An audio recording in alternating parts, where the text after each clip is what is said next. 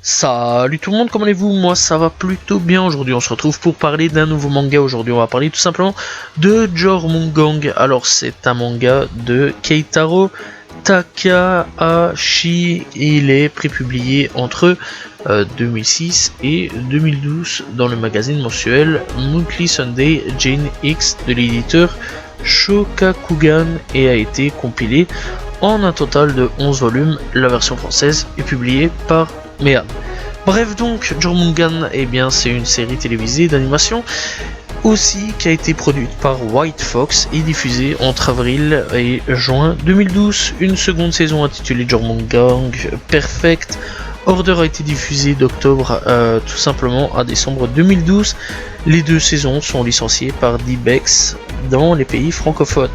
Alors, au niveau du synopsis, depuis la perte de ses parents tués par une bombe, Jonah voue au trafic d'armes une haine implacable. Cet enfant, soldat taciturne, décide pourtant de faire un bout de chemin avec Coco Ekmatiar, une jeune vendeuse d'armes excentrique qui parcourt le monde. Et elle devient ainsi le 9e de ses subordonnés et intègre malgré son jeune âge l'équipe des Jormungand. Alors tout simplement on suivra donc Jonah qui devra servir Coco Ekmatiar qui est l'une des plus grosses vendeuses d'armes. Voilà, même si elle est assez jeune, c'est quand même une assez grosse vendeuse d'armes. Il faut savoir qu'elle a un frangin aussi, donc voilà, c'est assez important. Clairement, c'est vraiment un bon manga, c'est vraiment un bon anime. Donc voilà, mais il y a quand même un petit truc assez particulier. Donc voilà, donc la série est écrite et dessinée par Keitaro Takahashi et débute donc en 2006 dans le magazine Monthly Sunday sur Jane X, et le premier volume est publié le 17 novembre 2006 par Shogakukan. Et le dernier chapitre quant à lui est publié le 29 janvier 2012 et le dernier volume est sorti le 19 avril 2012. Et donc la version française est publiée par l'édition Mea. Donc voilà, bref, c'est le seul petit problème là-dessus. Donc voilà, ça a quand même fini là-dedans assez tard. Donc voilà, par contre, est-ce que l'animé est en raccord avec le manga? Je vais pas vous mentir, je sais pas du tout.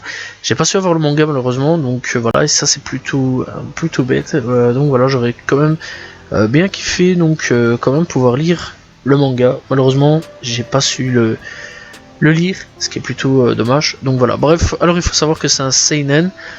Donc voilà, et clairement dans l'ensemble, que dire de plus? Jormungand, donc c'est quand même une série aujourd'hui, donc moi personnellement je l'ai vu en animé. Donc c'est un animé tout simplement de plutôt plus proche de la guerre qu'autre chose. Donc voilà, donc en gros on suivra une équipe de tueurs, de trafiquants d'armes qui devront réaliser des missions de vente d'armes ou des meurtres, etc. Voilà, on va pas aller par quatre chemins parce que parfois on devra réaliser des meurtres sur certains points. Donc voilà, partir d'un point A à un point B pour tout simplement livrer des armes, etc. Voilà, on verra des transports d'armes, etc. Donc voilà, on aura quelques petits problèmes. On aura d'autres, bien sûr, tout simplement marchands d'armes, durant notre voyage. Et on aura donc la police, CIA et autres bazar, en gros, un petit peu derrière les fesses durant ce périple. Et bien voilà, donc clairement, c'est pas tip top non plus, hein, on va pas se mentir, hein, en tant que trafiquant d'armes. Bref, donc on suivra Jonah qui est en fait un gamin, donc voilà, vraiment un gamin, à peine l'adolescence, donc voilà, qui devra se résoudre à devoir rejoindre les trafiquants d'armes. Pas le choix, puisque ses parents sont tout simplement décédés. Alors on apprendra un petit peu l'histoire de Jonah durant l'animé, donc voilà, donc c'est pour ça que je vais pas trop spoiler là-dessus, parce qu'on apprendra certaines choses tout simplement, du fait comment ça se fait qu'il a dû rejoindre Coco Ekmatiar, un personnage hyper important dans le développement de la série. Et on apprendra le pourquoi du comment il les a rejoints. Ça c'était la question, pourquoi, comment, qu'est-ce qui s'est passé, pourquoi alors que lui il déteste les vendeurs d'armes. D'ailleurs il le répète assez souvent qu'il déteste et qu'il veut les voir morts. comment il a fait pour rejoindre finalement eh bien Coco Matière et de voir eh bien sa protection à cette femme là, puisque bah sinon bah il est un petit peu dans la mouise, puisque bah il y a personne à peu près qui veut de lui, et la seule personne, enfin les seules personnes qui voulaient bah, de lui malheureusement ne sont plus là, ce sont ses parents. Bref, on verra vraiment que l'équipe le prendra un petit peu sous ses ailes, donc voilà, les ailes de différentes personnes hein, qui sont là, voilà, ils protégeront énormément un petit peu ce personnage là, malgré que c'est un peu un fou de la gâchette, parce que on va pas se mentir, malgré que c'est un très jeune garçon, il s'est vraiment bien tiré comme il faut avec les armes, donc voilà, il est vraiment précis comme il faut, voilà, c'est vraiment un tueur né, on va pas se mentir, et clairement là-dessus ça impressionnera plus d'un, puisque bah, à chaque fois il sera vraiment impressionné par le fait que bah, ça soit un tueur un peu sanguinaire, puisque bah, on verra que le mec n'aura aucune pitié pour tuer les cibles qu'il doit éliminer. Bref, donc durant encore l'aventure, donc je le disais, eh bien chacun des personnages prendra un petit peu eh bien ce personnage là, donc encore une fois du nom de eh bien Jonah, chacun des personnages prendra donc ce personnage là sous son aile, donc voilà, et donc développera de l'amitié ou autre, donc voilà, plus des liens familiaux. C'est vraiment une grosse famille hein, voilà, donc il y en a un ou deux qui vont lui apprendre certaines choses, donc voilà, style lui faire de l'école, etc. vraiment, donc le français, maths, etc. Et clairement bah Jonah il aime pas trop ça, il essaiera à chaque fois d'échapper à tout ça, parce que lui bah c'est un peu autre chose hein, qui kiffe, voilà, vraiment d'autres délires que tout ça, mais c'est plus en fait échapper vraiment à l'école, parce qu'il aime pas trop l'école, tu le sens vraiment, donc voilà. Mais clairement sinon en dehors de l'école, quand il doit faire ses missions, le mec est très à cheval là-dessus, donc voilà, quand il doit tuer quelqu'un, le mec va jusqu'au bout, il n'y a pas de possibilité de revenir en arrière ou quoi qu'est-ce. Alors très sincèrement, l'histoire, elle est bien foutue, elle est vraiment bien foutue, franchement l'histoire, moi j'ai bien kiffé, voilà, j'ai passé un agréable moment à regarder vraiment tous les épisodes, donc voilà, saison 1, saison 2, compris, voilà, malgré que j'avais pas capté au début en fait qu'il y avait 2 saisons, parce que j'ai tout rushé d'un coup net, j'avais pas du tout capté le truc, d'ailleurs à la base la vidéo devait sortir beaucoup plus tôt que prévu, voilà, et bah, en fait j'avais déjà fait donc la vidéo précédente où j'avais déjà tout écrit, puis la vidéo là où j'avais déjà aussi commencé à faire donc écrire aussi, j'avais terminé, et puis en relisant mon truc, je relis, je fais oh bah il y a une saison 2, je me dis merde, j'avais pas vraiment vu ça, donc j'ai fait l'autre vidéo, donc j'avais tout record, etc. Et puis bah en fait le soir même où j'avais donc fini de record, etc., où j'ai été regarder donc Jormungandr, bah je me suis senti un peu bête, je me suis dit bah tant pis, c'est pas grave, je sortirai à la prochaine, et voilà, donc Jormungandr arrive. Clairement, ouais, la saison 2, j'avais pas remarqué qu'il y avait une saison 2, parce que j'ai vraiment tout rushé d'un coup net, donc voilà, et bah, clairement, c'est vraiment un manga que je conseille fortement. Alors, déjà au niveau de l'écriture de l'animé, enfin au niveau de l'écriture du manga, animé, etc., je pense que le manga, c'est... Enfin, l'animé se rapproche fortement ou est le même que le manga, j'espère. En tout cas, sachant quand même que c'est sorti fin 2012, donc il y a fortement moyen que l'animé ait fini le manga, j'espère, croisons les doigts, voilà, parce que j'ai pas su avoir de manga, etc.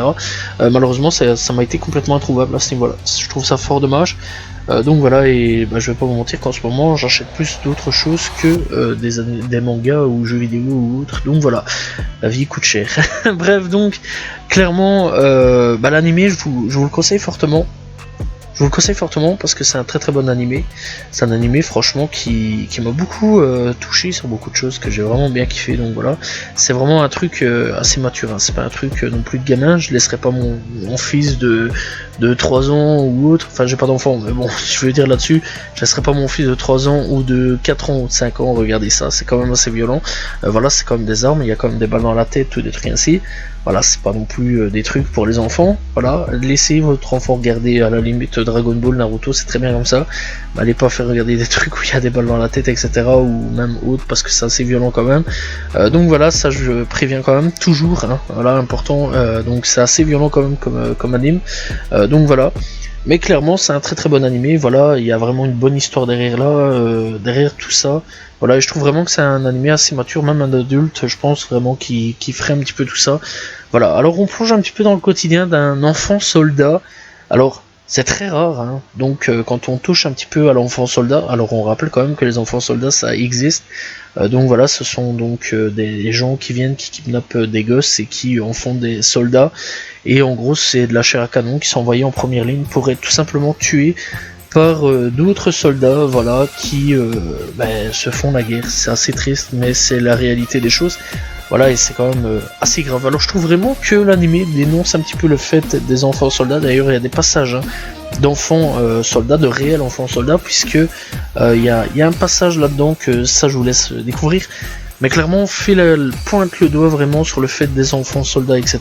D'ailleurs, à ce niveau-là, Coco devra énormément essayer de cacher un petit peu donc Jonah du fait que c'est un enfant, etc. Parce que c'est pas très légal ce qu'elle fait, surtout le fait que lui aussi est un enfant soldat à l'article, tout simplement, enfin surtout aux côtés de Coco plutôt, voilà, et que ce sera un petit peu pointé du doigt comme de la maltraitance, puisque je le rappelle qu'elle se promène avec un gamin qui tout simplement n'est pas adulte et donc n'a pas la majorité, donc voilà, et elle pourra avoir de plus graves problèmes que le fait de vendre des armes aussi.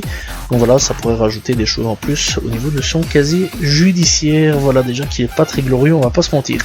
Donc voilà, mais clairement il y aura aussi avec Coco, malgré que c'est une trafiquante d'armes, il y aura une relation qui se créera entre Jonah et elle, et clairement ce sera plutôt cool là aussi. Donc voilà. Et dans l'ensemble, je vais pas encore trop spoiler, je vous laisse vraiment aller découvrir là-dessus, mais c'est quand même quelque chose d'assez important, donc voilà, au niveau de l'anime, au niveau du manga. Bref, on va parler aussi des graphismes. Alors les graphismes, très sincèrement, c'est vraiment très beau, voilà, malgré qu'on est en 2012 pour cet anime là, on est aujourd'hui en 2023, donc il y a quasiment 10 ans, enfin je vais dire 11 ans, mais ça fait plus 10 ans puisque c'est sorti en décembre, donc voilà, ça fait 10 ans que l'anime est sorti. Et on va pas se mentir que pour un animé d'il y a 10 ans, franchement ça claque à fond pour époque quand même, voilà, parce que même à l'heure actuelle, je trouve que c'était super beau. Je pensais même que je regardais plus un petit truc récent vers 2015, donc voilà, et clairement ça c'est plutôt cool.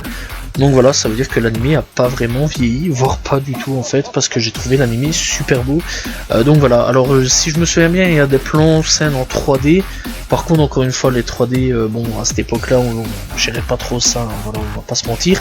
Même à l'heure actuelle, il y a certains plans 3D qui sont pas bien foutus. Voilà, mis à part que j'ai vu qu'il y avait de la CGI assez dernièrement sur un épisode de Demon Slayer, si j'ai bien vu. Je trouvais ça vraiment plutôt pas mal, bien géré dans l'ensemble. Je sais que ça fait polémique, donc voilà, alors je reparle un petit peu de ça, mais clairement je sais que ça fait polémique, mais je sais que la CGI, ça passe pas trop, hein, à l'heure actuelle avec les trucs japonais, les gens sont vraiment bien restés sur le truc 2D comme on aime, donc voilà, mais clairement ça va évoluer de temps en temps, ce qui est plutôt dommage parce que je trouve que la CGI casse un petit peu l'aspect japonais, mais bon, ça c'est pas grave.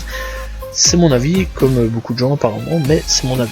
Bref, mais dans l'ensemble, quand c'est bien fait, il faut le dire. Alors, il y a un petit peu l'aspect 3D CGI. Voilà, c'est vieux, on va pas se mentir, mais ça passe quand même sur certains points. Voilà, ça il faut le dire quand même. Alors on va parler de la VF et de la VO. Alors la VF, j'ai vraiment bien kiffé. Franchement, la VF est vraiment bien foutue. Voilà, il faut le dire quand la VF est bonne. Et clairement, si vous avez envie de regarder la VF, allez-y vraiment, parce qu'elle est vraiment bonne. Et la VO, comme d'habitude, hein, excellent, rien d'autre à dire là-dessus. On comprend très vite que les seiyuu maîtrisent parfaitement la situation de la VO. Donc voilà, rien d'autre à dire à ce niveau-là. On va pas non plus s'attarder, puisque clairement, ça fait le taf, que ça soit de l'un ou de l'autre. Je trouve vraiment que la VF c'est plutôt bien appliqué, et ça c'est plutôt cool. Voilà, bref, donc dans l'ensemble, je vous laisse là-dessus avec Jormungandr, parce que très sincèrement c'est un manga, donc voilà, un anime qui est vraiment bien foutu et qui vaut vraiment la peine d'être regardé au moins une fois dans sa vie. Donc voilà, parce que c'est vraiment un très très bon anime que j'ai plutôt bien apprécié et que je trouve vraiment plutôt agréable à aller au moins regarder. Donc voilà, et à découvrir quand même Jormungandr. Voilà, c'est la fin de cette vidéo, j'espère que vous avez apprécié la vidéo. N'hésitez pas à vous abonner, liker, commenter, partager. On se retrouve demain pour une nouvelle vidéo. Salut tout le monde, ciao ciao.